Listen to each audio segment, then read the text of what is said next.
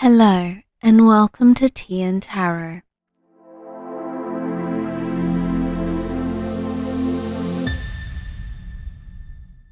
I'm your host, Em. In this podcast, we dive into the world of tarot each week, along with a cup of tea. Some weeks we dive into readings, others into the cards themselves, and some we explore learning about tarot. This week, we're diving into a new tarot card, the Nine of Swords. Before we get started, let me introduce this week's tea.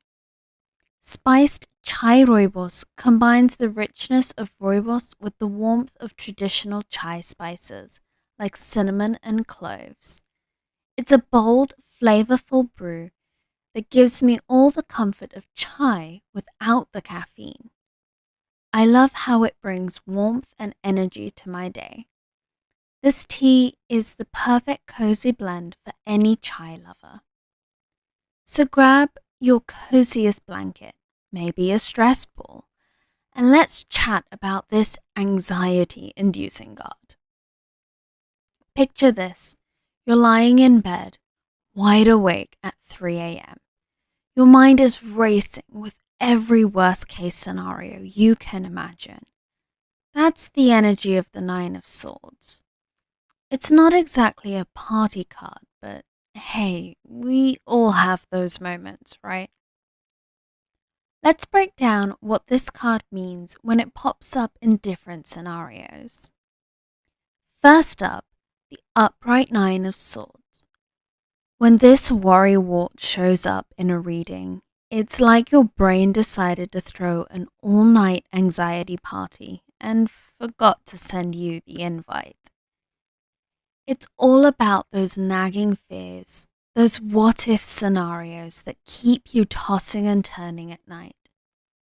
Maybe you're stressed about work, relationships, or that embarrassing thing you did 5 years ago that no one else remembers, but your brain won't let you forget.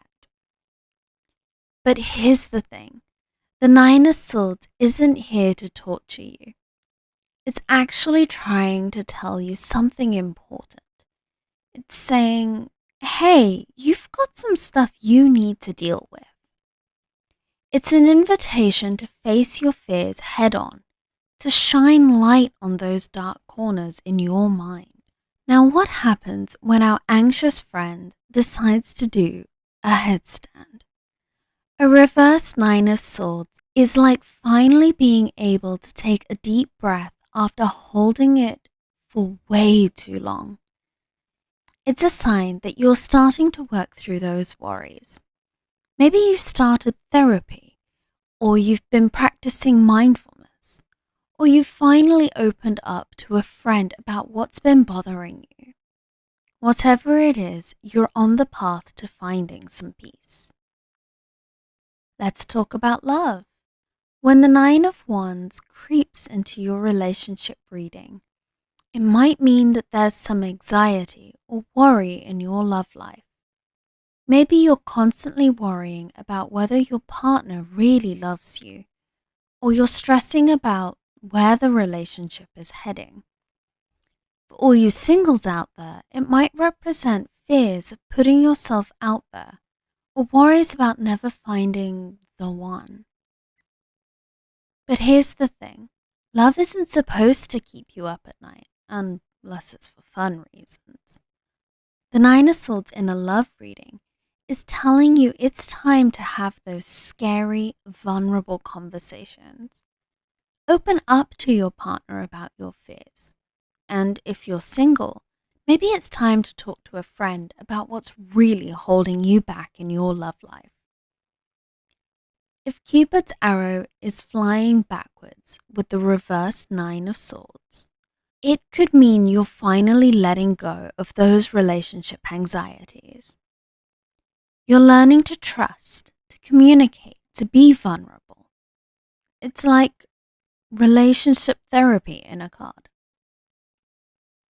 Now let's talk about work. An upright Nine of Swords in a career reading is like that feeling when your boss says, "Can I see you in my office?"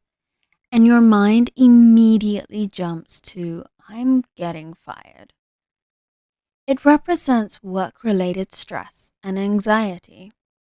Maybe you're feeling overwhelmed with your workload, or you're constantly worrying about job security. But remember, the Nine of Swords isn't about actual disaster.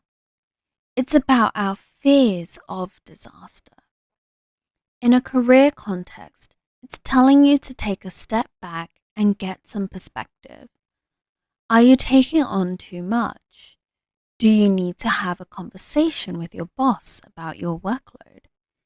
It's time to address these issues before they turn into a real-life nightmare.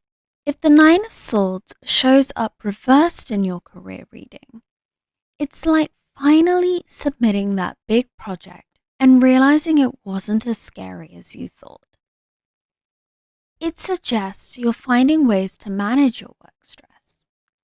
Maybe you've learned to delegate, or you've started setting better boundaries. Whatever it is, you're on the right track. So what's the overall advice from our anxious friend, the Nine of Swords? Whether it's upright or reversed, this card is all about facing your fears. It's saying, hey, I know it's scary, but you've got to deal with this stuff. It's encouraging you to seek support, whether that's from friends, family, or a professional. Remember, everyone has anxieties and fears. The Nine of Swords reminds us that it's okay to not be okay sometimes. But it also reminds us that we have the power to work through our fears and find peace. Before we wrap up, let's do a quick recap. Upright, the Nine of Swords represents anxiety, worry, and those 3 a.m. thought spirals. Reversed, it suggests finding relief from anxiety and starting to work through your fears. In relationships, it can mean relationship anxiety or the need for vulnerable conversations. For your career, it's either work stress or learning to manage that stress better. And the general advice? Face your fears, seek support, and remember that this too shall pass. That's the Nine of Swords in a nutshell. I hope this episode has given you some food for thought, and maybe even some strategies for dealing with those anxious moments we all face. That's all for today's episode of Tea and Tarot. Thank you for joining me on today's episode. If you enjoyed the discussion, please do subscribe or find me on social media.